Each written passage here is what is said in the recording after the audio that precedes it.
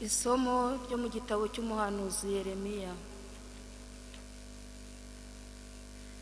Njyewe Yeremiya numvise imigambi y'ubugome bwa rubanda iterabwoba impande zose, ngo nimumushinje natwe tumushinje.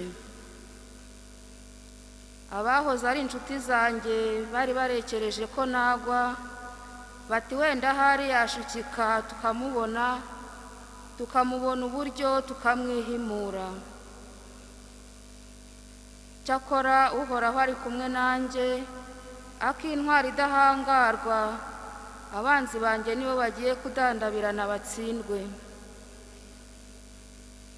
Bazakorwa n'ikimwaro cy'uko batsinzwe, bazahorana ikimwaro iteka ubutazabyibagirwa. Uhoraho Imana umugaba w'ingabo, ni wowe uzi imibereho y'intungane, ugasuzuma umutima n'ibitekerezo bye. Nzareba ukuntu uzansindira, kuko ari wowe naragije akaga kanjye. Nimuririmbire Uhoraho mumusingize, kuko yaruye ubugingo bw'umuzigirizwa mu minwe y'abagiranabi. Iryo ni ijambo ry'Imana.